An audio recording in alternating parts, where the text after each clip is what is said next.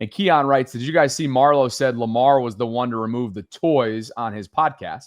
Ooh. There is a clip that I've been seeing on my timeline. Isaiah is saying the same thing. Isaiah Bowers says on Marlon's podcast, he revealed that Lamar got rid of the locker room games. Now, wait. When did this come out? When was Marlon's podcast? I don't know, but we're seeing clips that it probably dropped this morning or late last night. He and Kyle usually do Monday or Tuesday. I'm sorry we missed it. We should have had that on here.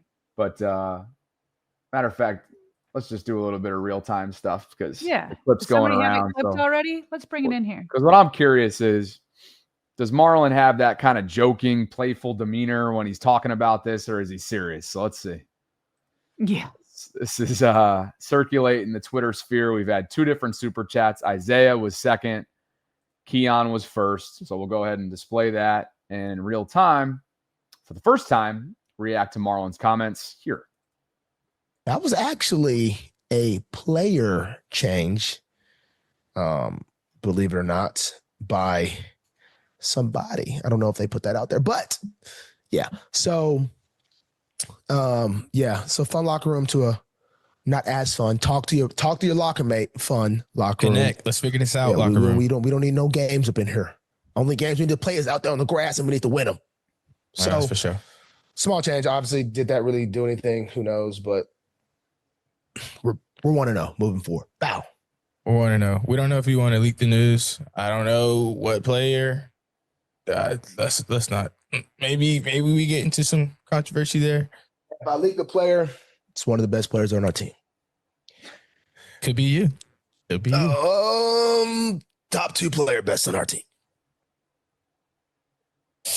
Lamar Could Jackson. Be you. Lamar Jackson. Lamar Jackson. All right. He said, "We having too much fun up here. Get this stuff out of here." So he got it out. And shout out to QB, man. Shout out to QB, man. Let's go. Let's roll. Man. Let's roll. Taking a little leadership role. It's so hard to. Oh, I feel like he's pretty serious there, Bobby. It would be messed up. Let me put it this way. It would be absolutely messed up for him to say it in that way, and it was not Lamar. Yeah, I guess so. It's just so hard to interpret what Marlon means and why he means it. No. That's not hard to interpret. If you're going to say everything's hard to interpret with Marlon Humphrey. No. If you're going to say one of the best, listen, he knows what he's doing because this goes to national media. If you're going to say one of the best, and they're like, well, that could be you. And he's like, well, top 2. And he's like, well, and he's like, okay, it was the best. It was Lamar Jackson. Like, no, there's no, hey guys, you should have known I was joking. There's none of that. You make it abundantly clear and say, no, I'm just joking, or we're taking you at your word. And that's what I'm doing. You just said it was Lamar Jackson. And also, I have no problem that it was Lamar Jackson. He is the leader of the team, player-wise. He's the face of the franchise. And if that's what he wanted to do, then that's what he wanted to do. I've got no problem with it whatsoever. And you better believe I'm taking him at his word because it would be messed up otherwise. And so you got to make it clear if it's otherwise. You can't expect people. I've said this to other people before where it's like, well, that's how you're interpreting it. There's no interpreting. That's what he said. That's what he said. Clear as day. And I have no problem with it. That's your take on it. That is the take to take. It's Marlon Humphrey. Sarah, it doesn't matter. It doesn't matter. They're going to play that on ESPN. They're going to play that on Fox Sports. They're going to play it on CBS. It's going to be Pro Football Talk. It's going to be everywhere. Of course, absolutely. And he did not say that. And he did not say that as like, ha ha. He did not say it like that. You just never know with Marlon. I agree with that, but you just never know with Marlon Humphrey, ever. It does fit the category of what we first learned as veteran players. Right? It was a veteran player decision. So Lamar fits that bill for sure. Well, it was Lamar Jackson, according to Marlon Humphrey. And I believe yes, it was. Yes, it was. And good for Lamar. By the way, on top of this, much more importantly, the Ravens had a perfect attendance today. Ravens had a perfect attendance at practice today. So multiple beat reporters sharing that. It's a short week. That's always a good sign on a short week, knowing that you're playing 2 games in 5 days. So we just learned that a short while ago. There you have it.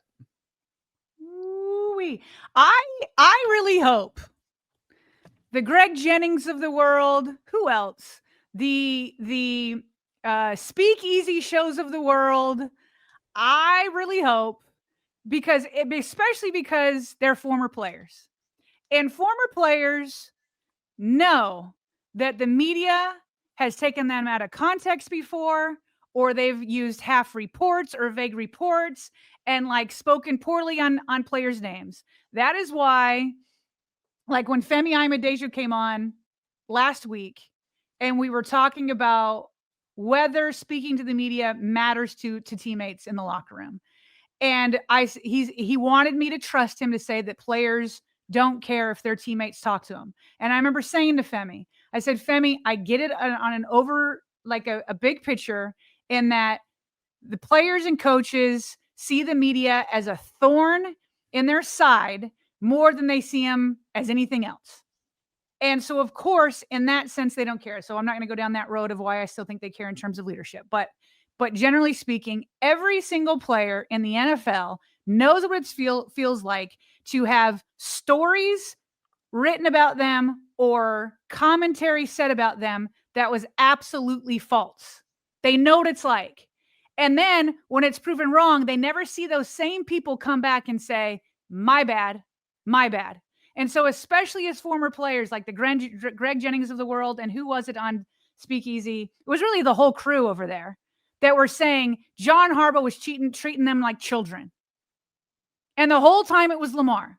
So there's an apology that needs to be had for John, number one. And that does not mean that John is off the hook in terms of hot seats and that he's got to get things done and that it's Super Bowl or bust, at least in my view. It doesn't take away from that. But you don't need lies to prove that that Steve Bisciotti should maybe move on from John Harbaugh, because it's not stuff like that will make his decision. So, but he is deserved an apology from those that said he was treating them like children. And now I want their new analysis of what they think, knowing according to Marlon Humphrey, that it was Lamar Jackson who did it. My guess is that you're not going to get any of that. Probably not, but they absolutely should.